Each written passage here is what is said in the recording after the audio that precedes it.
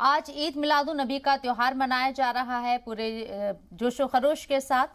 वो काली कमली वाला, वो अरब का रहने वाला, जहां चल के रुक गया वो वहीं रुक गई खुदाई। जी हां, आज पूरी दुनिया में ईद मिलादुन नबी का जश्न मनाया जा रहा है। जगह जगह जलसे और जुलूस का एहतमाम किया जा रहा है। कई जगह आखिरी पैगंबर मोहम्मद सल्लल्लाहु अलैहि वसल्लम की याद में तकरीबात का इनेकाद किया जा रहा है।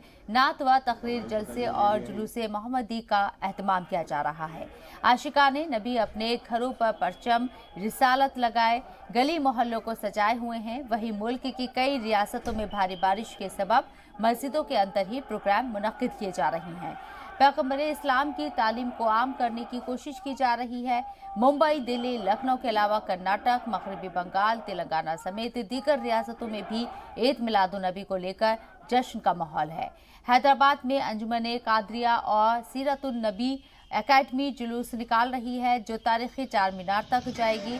तो एक दिन पहले मुंबई में प्रॉफिट फॉर ऑल की मुहिम के तहत तलबा ने प्ले कार्ड का डिस्प्ले किया, जिसमें पैगंबर मोहम्मद की हदीस और असहाब के अकाल तहरीर थे। इस मुहिम का हिस्सा बने मुंबई के अलग अलग कॉलेज के स्टूडेंट और उनके प्रिंसिपल ने मुंबई के मुख्तलिफ इलाकों में प्ले कार्ड और बैनर डिस्प्ले किए।